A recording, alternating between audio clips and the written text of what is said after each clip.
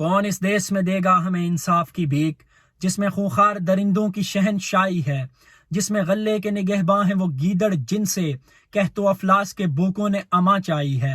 وطن عزیز پاکستان کا مقدس آئین، جس کی رکھوالی کے لیے ان طوائفوں کو بٹھایا گیا جن کو 2 گنا دام دے کر پوری رات نچوایا جا سکتا ہے، یہ وہ رادہ ہے جو اپنے اس تماش بین کی گود میں جا کے بیٹھتی ہے جو اس پہ سب سے زیادہ دولت نچھاور کرتا ہے، جن کے دلال اپنے منہ بولی قیمت کے عوض انہیں ہوس کے پجاریوں کے حوالے کر دیتے ہیں۔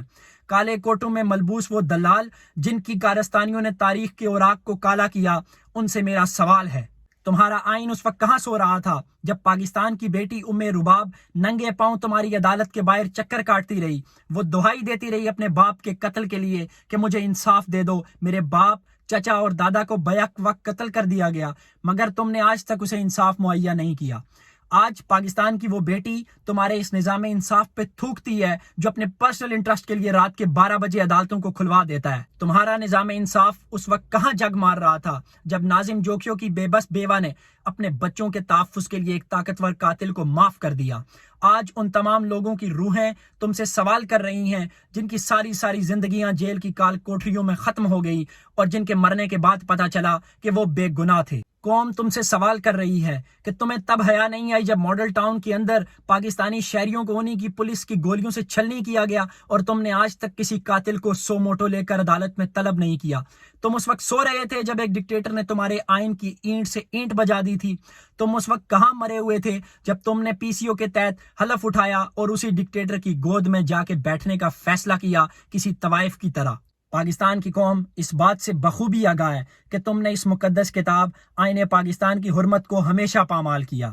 قوم اس آئین پاکستان کو تو بہت مقدس اور مقدم جانتی ہے، مگر تمہاری ان کرسیوں پر لعنت بیچتی ہے جن پر بیٹھ کر تم انصاف کا گلا گھونٹتے ہو۔ پاکستانی قوم اس بات کو جانتی ہے کہ یہ کالے کوٹوں میں ملبوس شیطان کسی اور کے اشاروں پر ناچتے ہیں۔ قوم جانتی ہے کہ تم اس مقدس آئین کے رکھوالے نہیں بلکہ ان لوگوں میں سے ہو جنہوں نے اس کی حرمت کو تار تار کیا۔ تم نے ہر دور میں ڈرامہ رچایا کہ ہم اس کے تحفظ کرنے والے ہیں، ہم اس کے محافظ ہیں۔ تم نے فیصلے کیے مگر وہ فیصلے کسی منصف کی قلم نے نہیں بلکہ کسی ایک خاص ادارے کے، کسی ایک خاص شخص کی ایک فون کال پر کیے گئے۔ آج تمہارے پاس موقع تھا کہ تم یہ ثابت کرتے کہ تمہارا قانون، تمہاری عدالتیں، تمہارا آئین آزاد ہے، مگر تم نے آج پھر ثابت کیا کہ تمہارے اندر جسٹس منیر اور جسٹس قیوم کا خون دوڑتا ہے جو تمہیں آزاد فیصلے نہیں کرنے دیتا۔ یہ تمہارے منہ پر تمانچہ ہے کہ تم ساری دنیا میں انصاف مہیا کرنے میں 130ویں نمبر پر ہو۔ تم نے آج رات کے 12 بجے عدالتیں لگا کر یہ ثابت کیا کہ تمہاری عدالتیں آج بھی آزاد نہیں ہیں۔ تم جو بکواس کرتے ہو ہمیں کہ ہم اس کے رکھوالے آئندہ، وہ بکواس قوم کے سامنے نہ کرنا، کیونکہ قوم جان چکی ہے کہ توہین عدالت کی اصل مرتکب تو تم لوگ ہو۔ قوم جان گئی ہے کہ تم وہ لوگ ہو جنہوں نے لوگوں کی نسلیں اجاڑ دی، جو انصاف کی بھیک مانگتے رہے تمہارے در کے اوپر اور پھر وہ مر گئے مگر انہیں انصاف نہیں ملا۔ آج تم نے ایک انسان کے ہاتھ پاؤں باندھ کر بیڑیوں کے آگے پھینکا ہے کہ لو اس کو کھا لو، اور وہ شخص تمہیں ننگا کر کے چلا گیا ہے۔ آج تم نے ملک کی باغ دوڑ ان لٹیروں اور چوروں کے ہاتھوں میں دے دی ہے جنہوں نے 35 سال اس ملک کو لوٹا۔ جو عدالت کے کنوکٹڈ مجرم ہیں وہ اب ملک کی باغ دوڑ سنبھالیں گے اور تمہیں تمہارا حصہ دے دیں گے۔ تم اپنے آپ کو خدا نہ سمجھو، کیونکہ قوم تمہاری حقیقت جان چکی ہے۔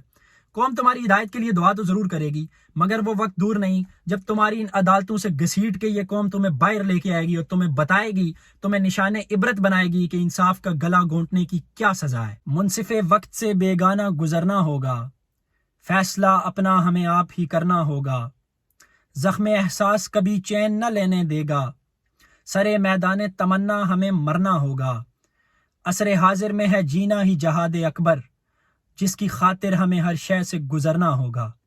بہت شکریہ۔